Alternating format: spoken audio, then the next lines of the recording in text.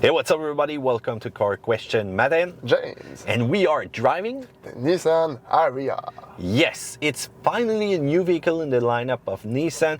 As you can see, it's a sport utility vehicle and we are far from what the LEAF looked like back in the past. But the LEAF was an affordable vehicle, kind of really utility in some kind of way. You could just drive along, pack it, and there you go. You got decent range. And you know what? This car was, pretty right on target with the price point. Now with the Ariya, what do we get? We double everything, the size, the range, but also the price. So let's look at the exterior. It's a mix of modern and elegant. This color is kind of interesting. It's a bolder gray two-tone. Next thing you know, it's not looking bad. But what happened with the front and the rear end? I don't know. It seems like two teams were working on that vehicle. The front is really futuristic, but the rear a bit more conventional. But we're still far from the Korean on that point. But the thing that I really like though is when it's getting dark out there with the LED up in front and you got those kind of little design right there in the Nissan logo where they put a lot of effort. And when you get to the rear, there's that line, but not as much angle as you're gonna see up front though. Yes, and I really like also the Kumiko design we see inside the grille in a 3D form. It reminds of a traditional Japanese form of art. We also see this form of art inside the vehicle. I'll talk to you about that a little bit later. But I'm also curious about how will we change the LED inside the Nissan logo when it stopped working. Well, you can talk to our friend that owns some Durango. When their rear lights simply fail, they just let that go because it's really, really pricey. At the back of the vehicle, you're gonna see a really big spoiler also. Is it still for aerodynamic? I guess so. Otherwise than that, you've got those kind of, traditional look in some kind of way. It's not looking a Battlestar Galactica car, but as soon as you're gonna open the trunk, you're gonna have some great access though. Is it really big in that trunk? The answer is, well, kind of okay, just like the Rogue in some kind of way. But let's get back to the wheels, James. What happened with that? It's kind of an hybrid, plastic and metal. I don't know if you like it. For me, I would have preferred normal wheels. Yeah, they're always trying to make those amazing design with that. And guess what? Bring me the traditional one. And by the way, 19 inches wheels that we got on our test vehicle. Is it too big? When you're talking about an electric car, you want range. The bigger the wheels are gonna get, the more range you will lose. Isn't that kind of paradoxal? I think it is, Matt. I would have preferred more range with smarter wheels. Let's get inside. It's a flat floor. There's a lot of leg room and headroom. You're not cramped with the passenger, but the electric console just here, what is that? I don't know. That center console is really crazy. They've added an electric motor to move it forward or backward. Last thing I know, when we simply add a little plastic button to move that forward and backward, it worked fine. And if you move it to rear, do you see more storage space? No, there's not. Just a little plastic for you to roll your cable. That's it. And if you open that section over here, it's going to give you access to that QI charger. And is there more storage there? No, just place for your keys. Oh, that's kind of strange. One key. One key, yeah, not really big. And talking about that QI charger, it's not the perfect one. If you're going to put a smaller phone, it will move around and it will not charge. So for those big phones though, it's going to be fine. And make sure you don't use a cover also, where it could jeopardize the way it will gonna charge. Otherwise, inside you got those traditional screen. Isn't everybody doing that two-screen thing? Yeah, just like the Koreans. They are the example to follow in that segment, I think. Two 12.3 inches screen. That tactile screen is responding pretty quickly. You've got that multimedia system, which doesn't offer a lot of unique EV stuff, information, how your car is reacting with that energy. Just a simple graphic, So you can also use Apple CarPlay, Android Auto. This will be fine, but hey, if you're gonna put more screen, put more stuff in it, that's gonna be real interesting related to an electric car. But that display, that instrument cluster is pretty usual. Typical Nissan style, you don't get anything really new through that. Please use those kind of new technology to make something really amazing with those screens. Finally, another unique feature inside is that kind of faux wood, but you've got all those buttons inside that faux wood. With that haptic feedback, you don't just push on the buttons, you have to just touch it like that. Be gentle, as I call it. Once you get in the rear, once again, a lot of headroom, easy access, and even when you get to the trunk, typical SUV style, just like I talked before. But let's talk about the engine. You've got two different battery choice. The 63 kilowatt hour is 214 horsepower and 221 pound-feet of torque.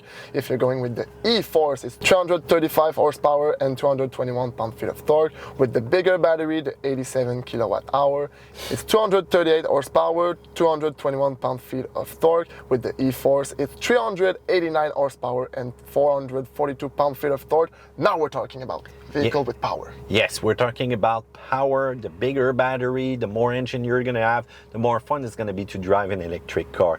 But how about the range? This is one critical spec of electric vehicle. At the minimum, you have 330 kilometers. At the maximum, with the 87 kilowatt hour battery, we're talking about 482 kilometers. It's not that bad. Yeah, that's written on paper. And you know what? You're probably going to be able to do better if you're living somewhere where it's hot and where your battery is going to give you even more, because you won't have to compensate for the climate inside the car. Next thing you know, back in Quebec with the winter tires, with the cold, it will probably get a lot less range. It won't really show those great capacity, but guess what? It's really normal.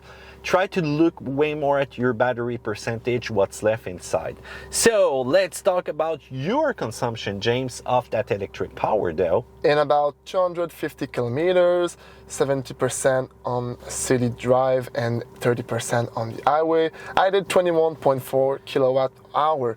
With 5,000 kilometers on the odometer of that vehicle, it's 22 kilowatt hour in average. Well, it's kind of a little bit high. Well, this car has been driven by a lot of journalists, pedal to the metal, and how about that public that they were invited to test also this car at the latest electric car show here in Quebec? Well, that's the result that you get. Seems like a regular average that you can get. Otherwise, one thing which is really strange is once you're going to drive that car, you can feel a little bit the weight though, and guess what? It's not really powerful from a start line. If you choose a front-wheel drive, you'll miss the power of that vehicle. It's not really performant, and you feel also the weight.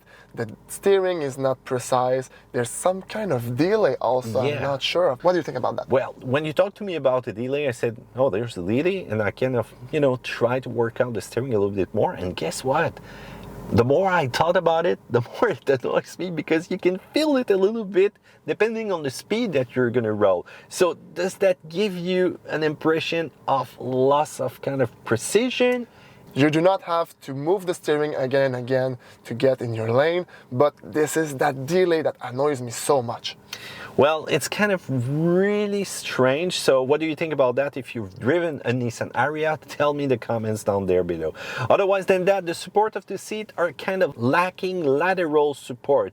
If you're going to drive in a sporty maneuver, guess what? You're going to move a little bit around because the car is heavy. Those brakes, well, I think the tires hurts a little bit the performance, because as soon as you do an emergency maneuver, you hear them screaming, they lost traction. They are made for range way more than performance once again. But still, the car is really comfortable to drive. There's going to be some kind of little noise, highway noise inside, wind noise, but you can compensate with the amazing Bose sound system. Just raise the volume and enjoy that audio system, because it is so good, so clear. So remember that those seats are made from that technology, zero gravity, so they won't hurt your back.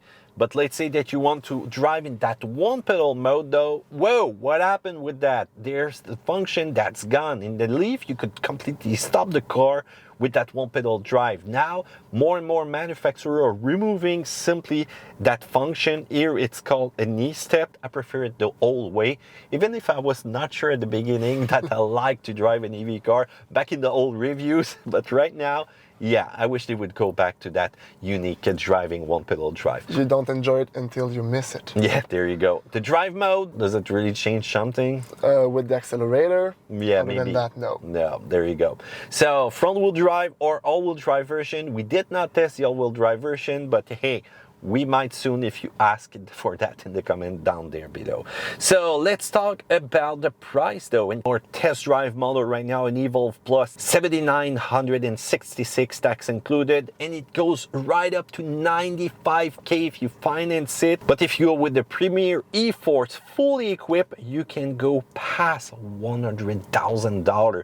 This is luxury car territory, and this is gonna cost a lot of money. If it's not a GTR, I don't want to pay a Nissan more than $100,000. It's so insane.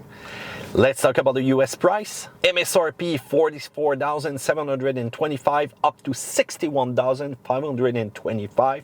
You must check also with the dealer to see what's going to be your financing option.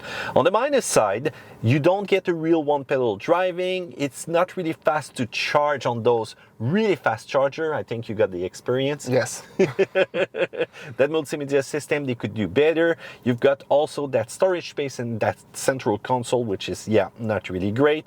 You're missing some seat lateral support. That QI charger, your phone, if it's small, is going to move all around. But otherwise than that, on the plus side, this car is really comfortable. Comfortable, the interior is unique. The safety shield 360 on the Nissan is really on point.